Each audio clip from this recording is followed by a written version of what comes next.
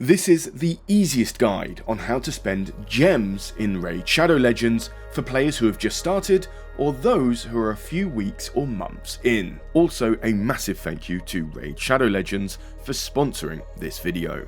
Gems are the most premium resource in Raid. You get given a ton when you first start, thus it's common to assume they're easy to come by, but if not managed properly, it can drastically slow down your progression.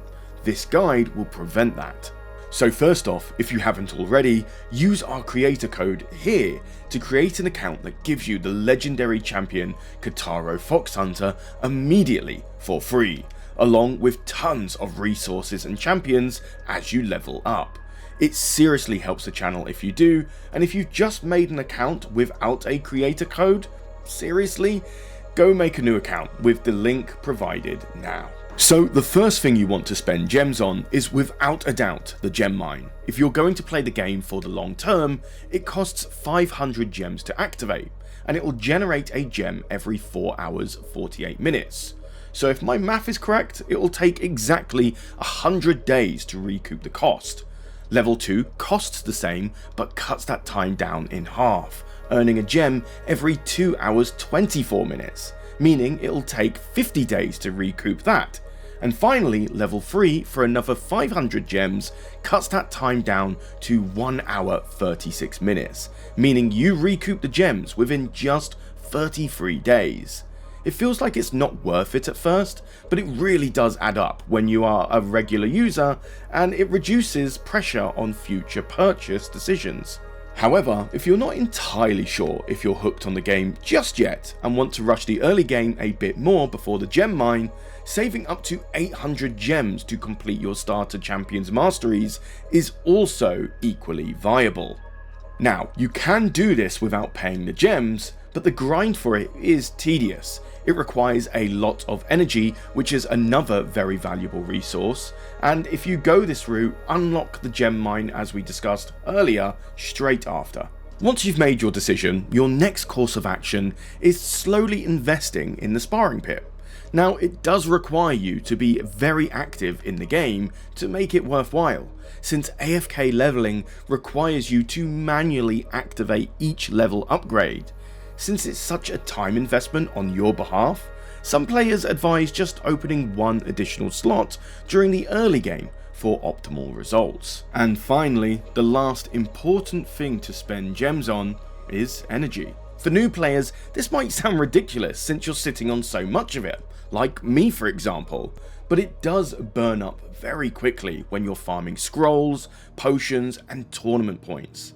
It's why some players recommend not collecting your energy refills and keeping them in your inventory for as long as possible, since you don't regenerate energy when you're over the cap. So because of this, the best thing to spend gems on is energy refills, found in the store here, and then the gem store here.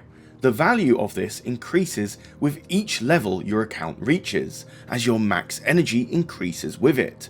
So it's recommended that you don't start buying these until level 40, which is fine since you'll likely keep a surplus of energy as a new player until then. When you're coming to the end of early game and you're starting to compete in tournaments, that's the most efficient time to spend gems for energy, because it allows you to convert them into tournament points as you farm, earning you serious rewards, like for example this legendary tome for the Champion Chase tournament. Throughout all of this, whether you're in the early game, mid game or late game, opening up the market fully isn't the worst thing in the world either.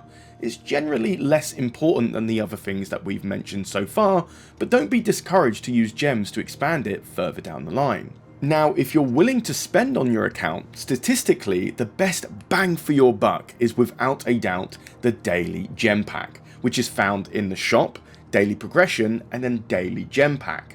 It goes for roughly $14 or £10 if you're in the UK, and if you log in every day for a month, you get a whopping 2,140 gems. And I mean, if you go and look in bank and see how much it costs to just buy 2,000 gems straight up, yeah, that's $65. So it's far more cost efficient. And if you purchase this after making an account with our creator code, it goes such a long way with helping the channel. Finally, what are the worst things to spend gems on? Well, without a doubt, silver. Silver is obtainable through selling bad gear and is commonly earned when spending energy in campaign or dungeons.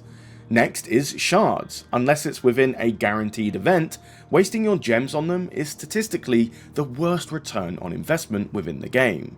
With RNG and low legendary rates, it's simply not worth it. If it's not guaranteed, don't use gems.